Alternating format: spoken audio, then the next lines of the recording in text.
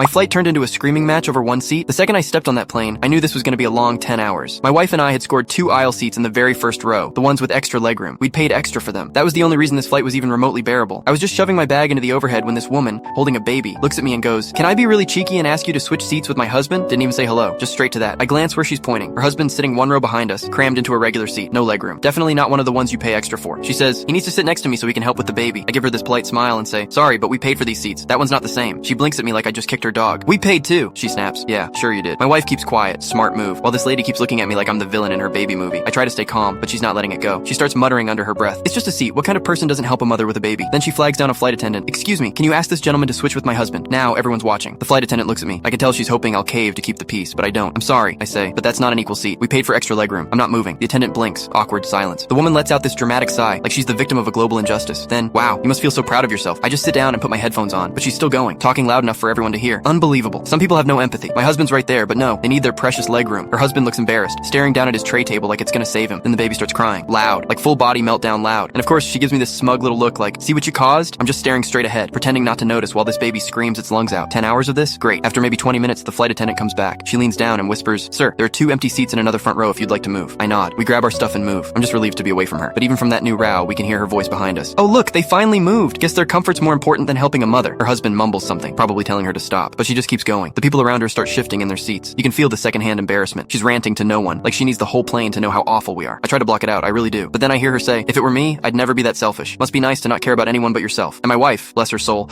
finally turns around and says, calm as hell, "If you wanted better seats, you should have booked them." Boom. The row behind us goes dead quiet. Even the baby stops crying. The woman stares at my wife like she just slapped her across the face. Then she stammers, "Well, we did." My wife smiles. "Then maybe ask the airline, not us." You could feel the whole cabin holding in laughter. Even the flight attendant walked by, trying not to grin. The woman didn't say another word, not one. She just sat there fuming in silence while her husband stared out the window like he wanted to jump out mid-flight. 10 hours later, we landed. Everyone stood up, stretching. I turned slightly and saw her struggling with the baby, mumbling something under her breath. Then she looked right at me, waiting for me to say something. I didn't. I just smiled.